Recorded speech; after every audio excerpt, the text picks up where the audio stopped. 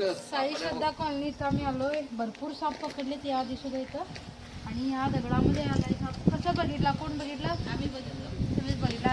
असा इकडे येऊन तिथं जाऊन तिथं आणि खाली तिथं उतरला.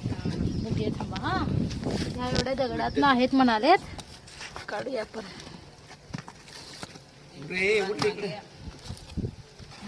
इथं आहे साप आणि हा नागच आहे मित्रांनो.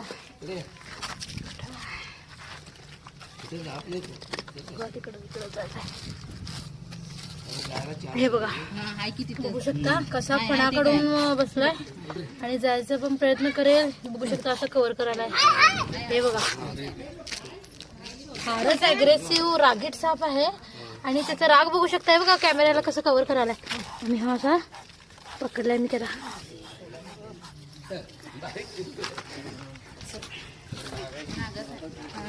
नागच आहे.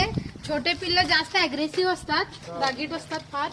आणि डिझाईन किती सुंदर आहे बघू शकता पाठीमागे त्याच्या.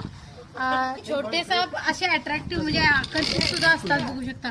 दिसायला फार सुंदर आणि त्याचा जो डिझाईन असते ती फार रेखीव छान दिसते. रागीट कसा असतो, जन्मताच नाग हा फणा काढतो आणि जास्त जी पिल्लं असतात ती अशीच फणा काढतात. लक्षात घ्या.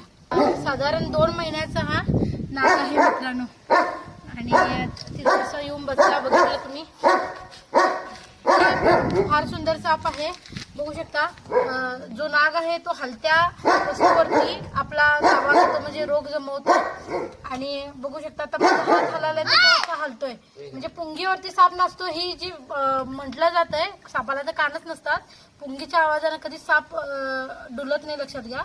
त्याचा जन्मता स्वभाव असा असल्यामुळे हलणाऱ्या वस्तूवरती आपला रोग जमवतो आणि तो मग असं जे सफेरेवाले किंवा काय म्हणतात त्याला गारुडी जे असतात गारुडीवाले ते असे मग हे खेळ करून वगैरे दाखवतात. त्यातूनच ही अंधश्रद्धा झाली की साप पुंगीवरती नाचतो वगैरे. तर असं काय नसतं मित्रांनो. ठीक आहे, आपण आता बंद करूया. आवडला असेल व्हिडिओ तर जरूर लाईक करा, शेअर करा, कमेंट करा. धन्यवाद.